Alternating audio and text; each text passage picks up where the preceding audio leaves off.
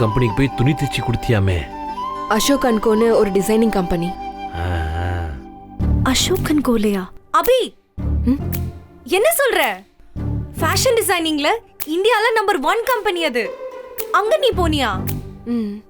போனது மட்டும் இல்லம்மா, அங்க போய் புதுசா டிசைன்ல தைச்சி வேற கொடுத்துருக்கா. அக்கா நிஜமாவா? டேய் இருடா, என்ன பேச விடுங்கடா. அப்பா இல்ல அபி, நாளையில இருந்து அந்த கம்பெனிக்கு நீ வேலைக்கு போற.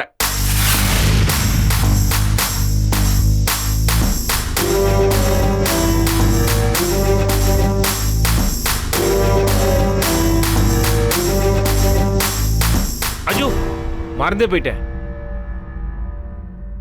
அந்த கம்பெனி மேனேஜர் விசிட்டிங் கார்டு கொடுத்துருக்காரு. இதுல அவர் நம்பர் இருக்கு. இதுக்கு ஃபோன் பண்ணி நாளையில இருந்து வேலைக்கு வரேன்னு சொல்லிடு. இந்தா. எல்லாரும் வந்து சாப்பிடுங்க, தூங்கணும்.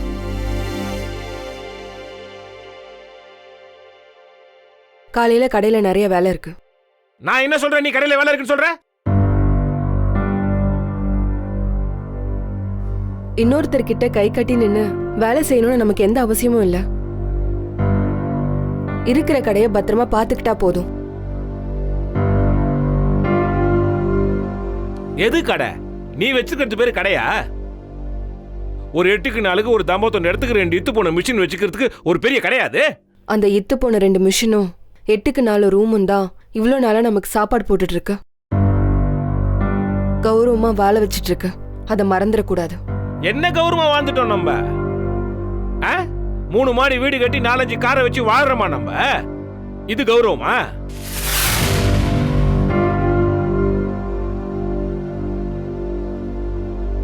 சொந்த வீடும் காரும் தான் கௌரவமா?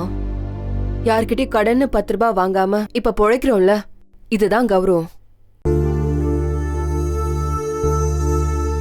சரி சரி, 2 பேர்ல யாராச்சும் ஒருத்தராவது தெளிவா என்ன பிரச்சனை போயிட்டு இருக்குன்னு கொஞ்சம் சொல்றீங்களா? அபி, அந்த கம்பெனில உனக்கு வேலை தரேன்னு சொன்னாங்களா? சொல்றது மட்டும் இல்ல, கெஞ்சறாங்களாம். அந்த ஆபீஸ்ல வாட்ச்மேனா வேலை செய்யறவனுக்கு 15,000 ரூபாய் சம்பளமா.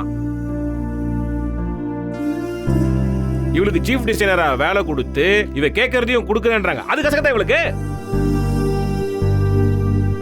அபி, அப்பா சொல்றது நிஜமா? இப்ப எதுக்கு தேவையில்லாத பேச்சு? விடு. அபி, நான் உன் கூட பிறந்த தங்கச்சி. எனக்கே உன் அருமை தெரியாம அன்னைக்கு சண்டை போட்டுட்டேன். அது எவ்வளவு பெரிய தப்புன்னு எனக்கு இப்போதான் புரியுது. என்னை மன்னிச்சுக்கோ அபி. I'm sorry. அவங்க உன்னையும் உன் திறமையும் மதிச்சு அவ்வளோ பெரிய ஆப்பர்ச்சுனிட்டி தராங்க. அதை மட்டும் உதறி தள்ளாத. கொஞ்சம் யோசிச்சு பாரு. அந்த வேலைக்கு மட்டும் நீ போன 2 மாசத்துல நம்ம குடும்ப நிலைமை வேற மாதிரி ஆயிடும். இப்ப நம்ம என்ன குறையா வாழ்றோம்னு நினைக்கிற? ஒழுகாத வீடு, கிழியாத துணி, நல்ல சாப்பாடு, இதுதான் ஒரு சராசரியான மனுஷனுக்கு அடிப்படையான தேவை. அது நம்ம கிட்ட இல்லையா? அதுக்கும் மேலேயே இருக்கு.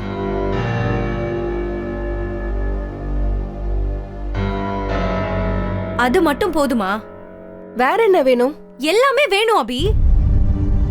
ஐயோ அக்கா, எதுக்கு இப்ப நமக்குள்ள சண்டை? விடுங்க, நாளைக்கு பேசிக்கலாம். அக்காவுக்கும் யோசிக்க டைம் வேணும்ல, கொஞ்சம் யோசிச்சு முடிவு பண்ணட்டும். யோசிச்சு முடிவு எடுக்கிறதுக்கு எதுவும் இல்ல. நான் கடையை விட்டு எங்கேயும் வேலைக்கு போக மாட்டேன். அப்ப நானும் அரவிந்தும் நல்லா வாழணும்னு உனக்கு ஆசை இல்ல.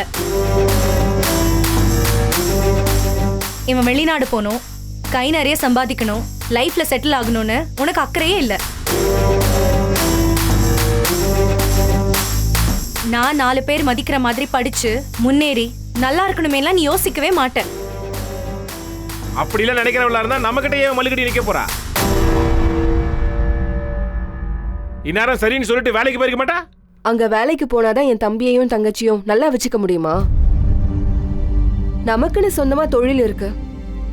பெரிய அளவுல இல்லைனாலும் நாமளும் முதலாளி தான். நம்மளையும் நம்பி 4 பேர் வேலை பார்த்துட்டு இருக்காங்க.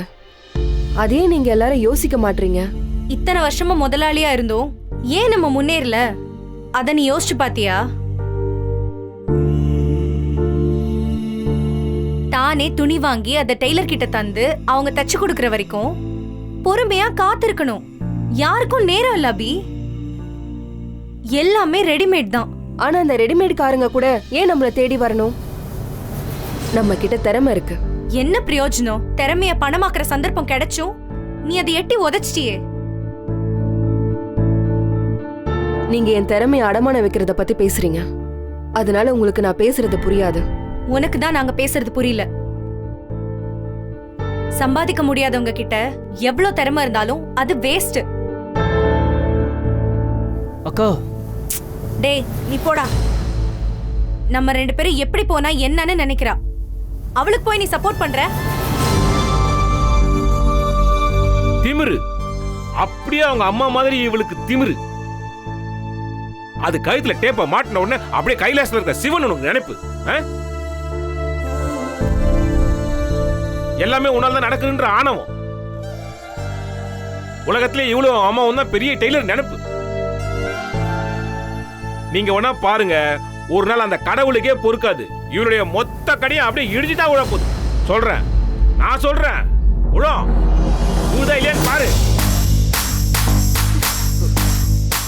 அபி ஐயோ அக்கா டேய் போட்டோ விடுறா. நில்லுக்கா. அக்கா போவாதக்கா. அக்கா அக்கா சொன்னா கேளுக்கா. அப்பா ஏதோ கோவத்துல பேசிட்டாரு. எப்படா? அக்கா ப்ளீஸ்க்கா.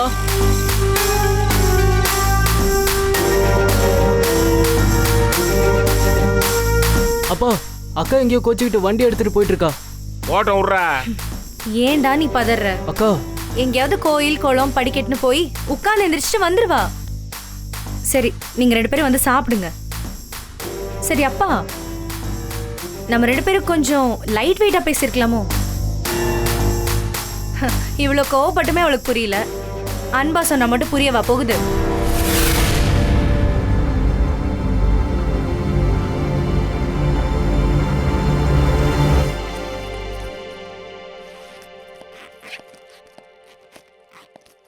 சுபத்ரா சார், டைம் ஆயிடுச்சா?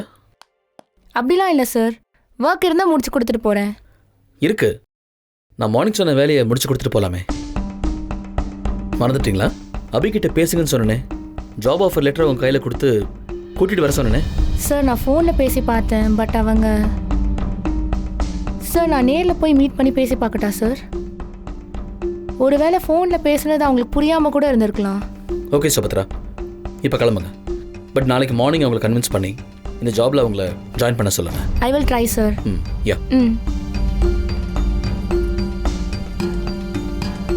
சார் எதுக்கும் நம்ம வேணா இன்னொரு ஆப்ஷன் பார்க்கலாமா? புரியல. ஆல்டர்னேட்டா வேற டிசைனர் வச்சு பேசலாமா சார்? நோ, அபி தான் இந்த கம்பெனியோடைய சீஃப் டிசைனர். அதில் எந்த சேஞ்சஸும் இல்லை அண்ட் இருக்கவும் கூடாது. புரிஞ்சது இல்லை? புரிஞ்சுது சார்.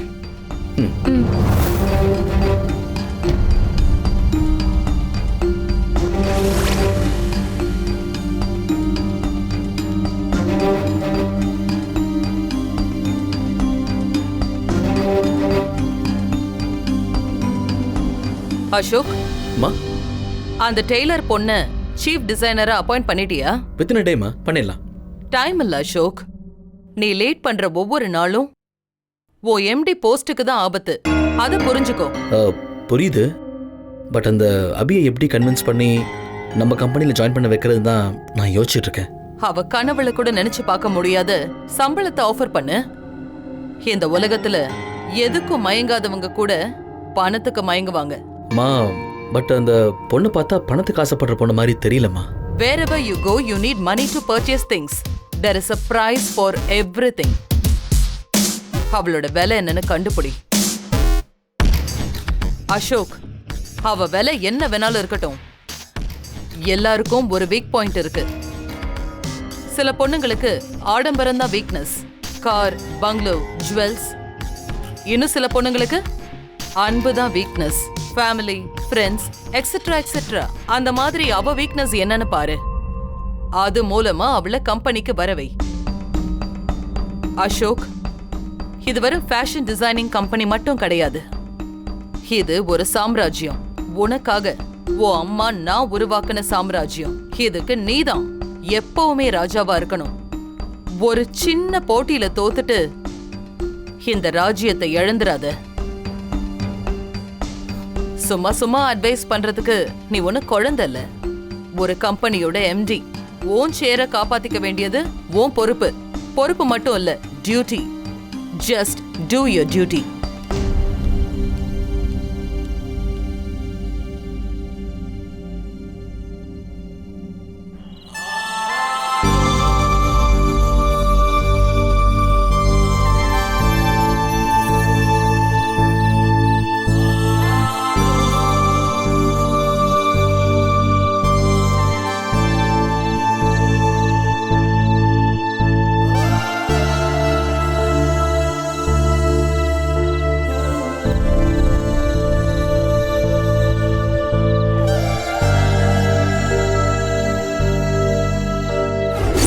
சம்பாதிக்க முடியாதவங்க கிட்ட எவ்வளவு திறமை இருந்தாலும் அது வேஸ்ட்.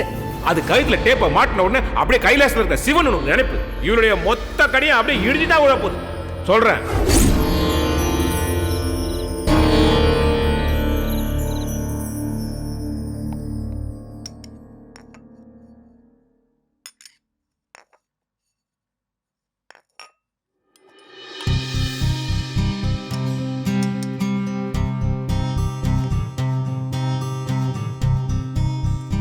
அனாமிகா, அசோக் வரல?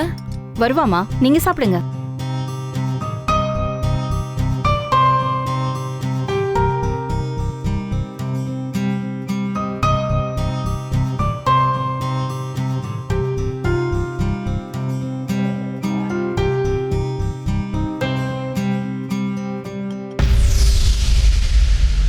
சார்,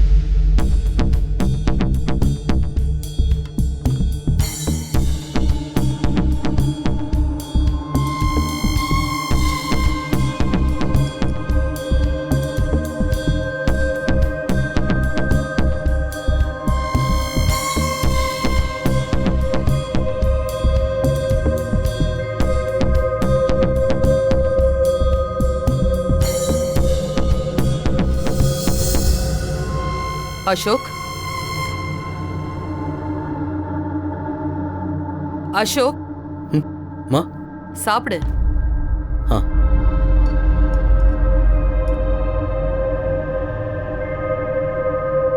அசோக், அந்த டெய்லர் பொண்ணுகிட்ட பேசிட்டியா? ஜாபுக்கு வேற ஒத்துக்கிட்டால? மா, அவ வர்றது டவுட் தான்மா. நான் அவகிட்ட பேசி பார்த்தேன். Too much of attitude and ego சேர்ந்தே இருக்கு. ஸோ என்னை பொறுத்தவரை அவ நம்ம கம்பெனியில் ஒர்க் பண்ணுறதுக்கு டோட்டலி அன்ஃபிட். அக்கா, யாரையுமே ஃபர்ஸ்ட் டைம் பார்த்த உடனே அவங்க நல்லவங்களா கெட்டவங்களான்னு முடிவு பண்ணுறது தப்பு. மனுஷங்க எல்லாருக்குமே ஏதோ ஒரு விஷயத்தில் ஈகோ இருக்க தான் செய்யும். அண்ட் மோஸ்ட் ப்ராபப்ளி டேலண்ட் இருக்கிறவங்க கிட்ட கொஞ்சம் ஆட்டிடியூட் இருக்க தானே செய்யும். I agree. Ashok is right. Talent இருக்கவங்க கிட்ட கண்டிப்பா கொஞ்சம் திமிரு இருக்க தானே செய்யும் இல்ல?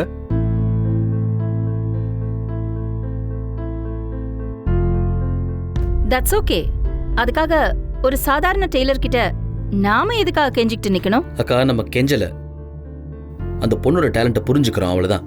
இந்த ரெண்டுத்துக்கும் நிறைய வித்தியாசம் இருக்கு. ஏன் கோவப்படுற அசோக்? நிதானமா பேசு. டேட், நான் கோவப்படல, அக்காவுக்கு ஆன்சர் பண்றேன். ஓகே, ஆர்கியூ பண்ணாம ஒரு விஷயத்த பேசலாமா? அசோக், அந்த அபி டெய்லர் டேலண்டடா இருக்கலாம், ஆட்டிடியூடோடவும் இருக்கலாம், வாட் எவர். நம்ம கம்பெனிக்குன்னு ஒரு ரூல் இருக்கு, ஒரு ஸ்டாண்டர்ட் இருக்கு. அண்ட் இப்போ உனக்கு இருக்கிற time very minimum. Just 15 days. அதுக்குள்ள நீ ஒரு நல்ல டிசைனரையாவது மார்க்கெட்டுக்கு கூட்டிட்டு வந்து பிசினஸ்ல சக்சஸ் பண்ணி காமிக்கணும். இல்லம்மா, அது வந்து என்ன பேச விடுறியா?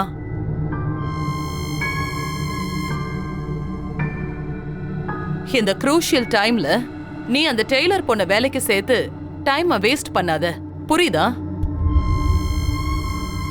நான் கூட அதை தான் சொல்ல வந்தேன். இட்டாலி, பிரான்ஸ், லண்டன் எங்கிருந்தாவது ஒரு பெஸ்ட் டிசைனரை ஹையர் பண்ணுவோம். வேர்ல்ட்ஸ் பெஸ்ட் டிசைன் ஒன்று ரெடி பண்ணிட்டு மார்க்கெட்ல இறக்கி நாம அச்சீவ் பண்ணலாம். தேவையில்லை.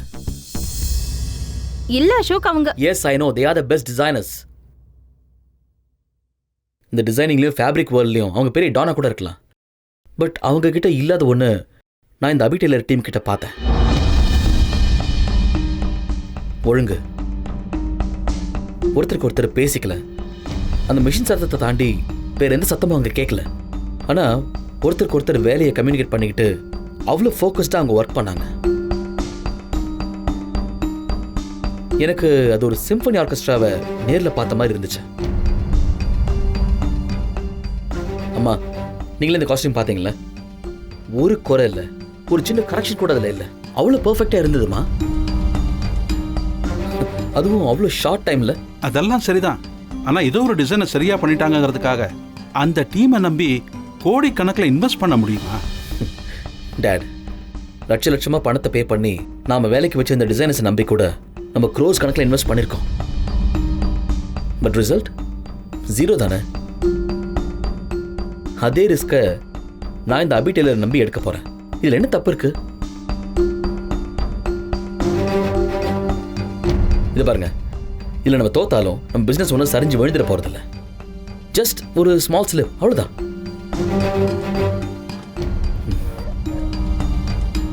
Sorry. This is my game and the ball is in my court. நான் பார்த்துக்கிறேன். அது வரைக்கும் என்னை யாரும் டிஸ்கரேஜ் பண்ணாதீங்க. அதுவே போதும். அசோக், அசோக்,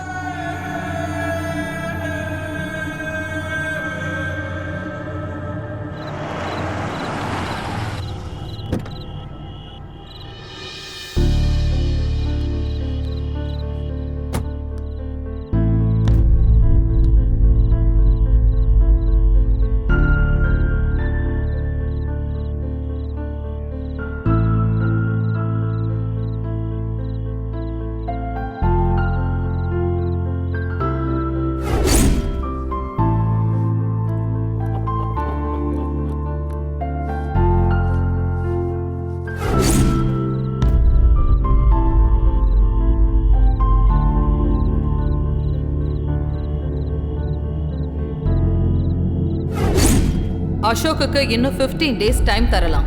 அதுக்குள்ள இந்த பிசினஸ்ல அவர் எதுவுமே சாதிக்கலன்னா அவரே இந்த எம்டி போஸ்ட்ல இருந்து ரிசைன் பண்ணிடுவாரு.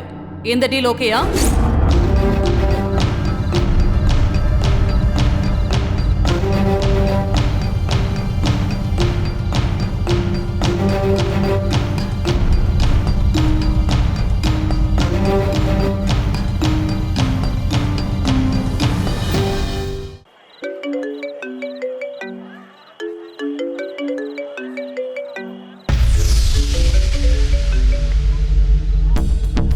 ஹலோ அசோக், எங்க இருக்க? இங்கே தான் பக்கத்தில். ஏன் உன் வாய்ஸ் ஒரு மாதிரியா இருக்கு? அப்படிலாம் ஒன்றும் இல்லை. இத பாரு, நீ எதை பத்தியும் கவலைப்படாத, நான் உன் கூட இருக்கேன். எல்லாம் சீக்கிரம் சரியாயிடும். அசோக், என்ன ப்ராப்ளம்க்கா? இது உனக்கு தேவையா அசோக்? மிட் நைட்ல தூக்கம் இல்லாம எங்கேயோ போய் நின்னுக்கிட்டு எதையோ யோசிச்சுக்கிட்டு ஓ நிம்மதியை நீ கெடுத்துக்கிற.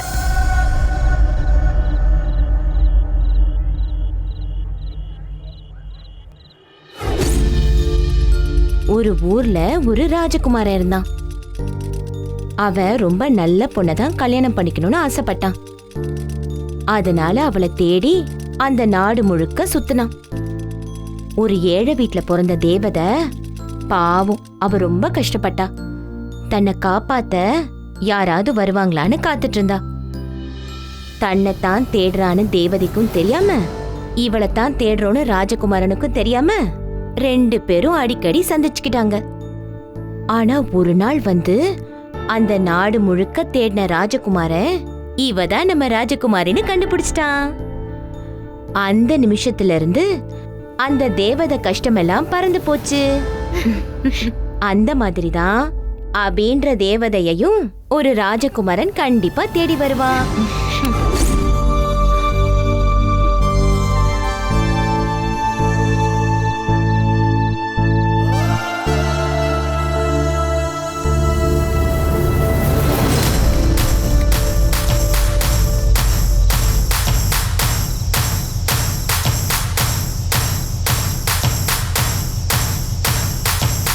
அக்கா மனசு சரியில்லை, கொஞ்ச நேரத்தில் நானே வீட்டுக்கு வந்துடுவேன்.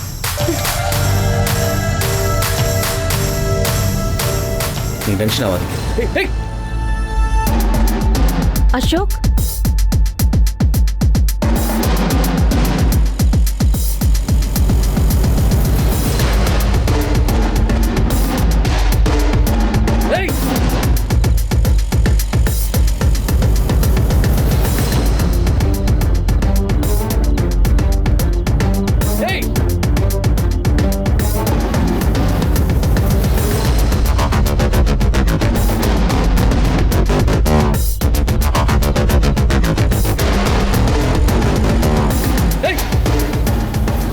போன் எடுத்துட்டு போறான், அவனை ஃபாலோ பண்ணுங்களேன். எங்க கொஞ்சம் சீக்கிரம் போங்க. ஏய் நில்றா.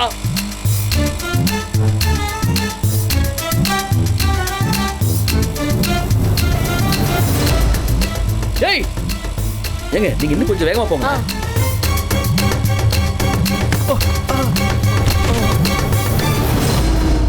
ஏய் ஸ்டாப் ஸ்டாப் ஸ்டாப். ஏய் ராஸ்கல். ஏய் போன குடுறா. ஏய் போன குடுறானா? ஏய் போன குடுன்றல்ல. ஏய் குடுறா.